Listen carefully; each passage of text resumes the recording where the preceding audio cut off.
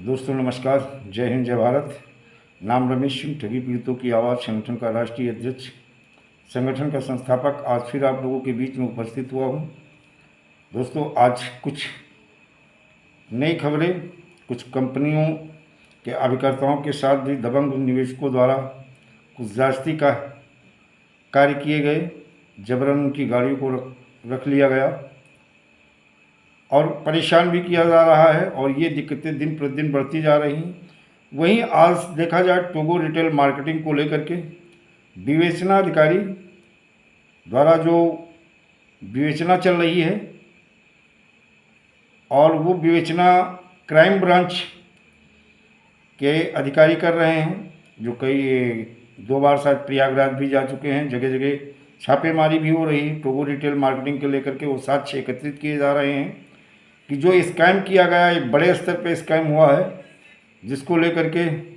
काफ़ी हद तक कार्रवाई तेज़ी से चल रही है। दोस्तों अभी देखा जाए कि जो चीज़ें साक्ष्य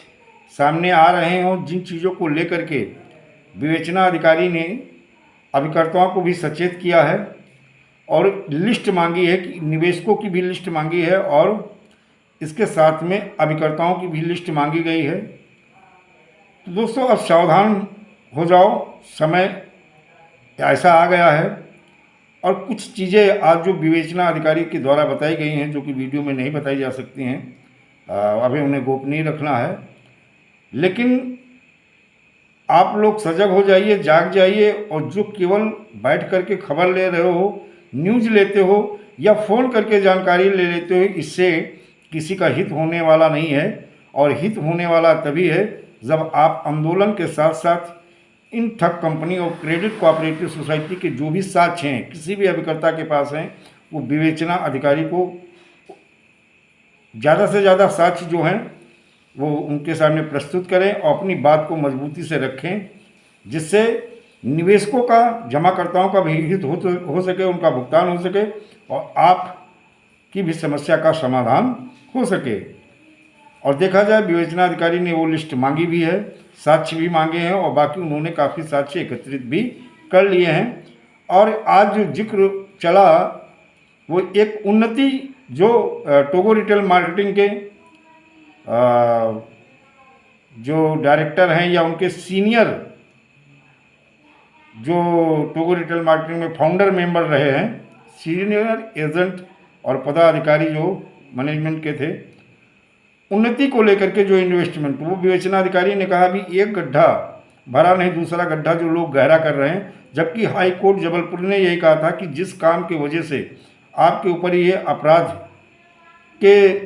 निवेशकों द्वारा जो आपके खिलाफ प्रार्थना पत्र दिए जा रहे हैं, अगर एजेंट उसी अपराध को करते हुए पाया गया तो उसे अपराधी मान लिया जाएगा। और एक कंपनी में आपने अगर इन्वेस्टमेंट करा दिया है और आपने फिर दूसरा कंपनी में वैसा अपराध नहीं कर रहे हैं तो आपको राहत मिलेगी। लेकिन अगर वही अपराध दूसरी बार करते पाया गया तो आपको अपराधी माना जाएगा।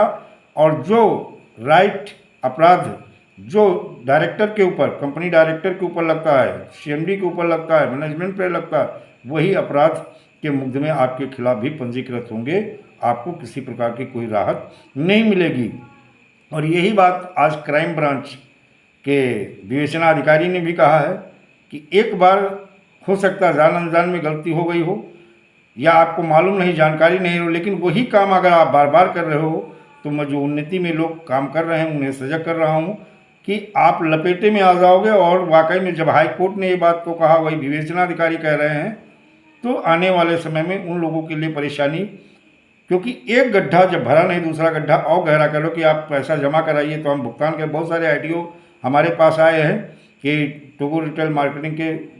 सीएमडी ये कह रहे हैं, मैनेजर ये कह रहे हैं, डायरेक्टर ये कह रहे हैं कि आप काम करोगे पैसा मिलेगा, अगर काम नहीं करोगे तो पैसा हम नहीं दे पाएंगे, चाहे जेल हो जाए। तो जान लीजिए कि उन्हें तो जेल होनी है और रिकवरी भी होगी, उनकी चल अचल संपत्ति भी जो भी होगी वो भी अटैच की जाएगी। लेकिन वो अभिकर्ता भी अब नहीं बचेंगे, क्योंकि विवेचना अधिकारी के नज़र में अब उन्नति भी आ गई है और इसके खिलाफ भी शायद विवेचना अधिकारी द्वारा कठोर कदम उठाए जाएंगे और वो लोग भी अब इस दायरे में आ जाएंगे। तो दोस्तों ये आज की जानकारी थी और टोगो रिटेल के खिलाफ क्राइम ब्रांच एक्शन में है और एक बड़ा खुलासा भी होगा और बड़े खुलासे के साथ साथ एक बड़ी कार्रवाई क्राइम ब्रांच करने वाला है। दोस्तों, इसलिए वक्त आ गया है, हर कंपनी के जो सोए हुए अभिकर्ता एजेंट साथी हैं वो जाग जाएं और अपनी कंपनी के खिलाफ एफआईआर से लेकर के आवेदन और इनकी शिकायत और साक्ष्य को एकत्रित करके जिनकी भी जांच हो रही है वो विवेचना अधिकारी के सामने उपस्थित होकर के सही सही जानकारी दें, जिससे आपका बचाव हो सके, निवेशकों का भुगतान हो सके और आपकी समस्या का समाधान हो सके। दोस्तों, जय हिंद, जय भारत, वंदे मातरम।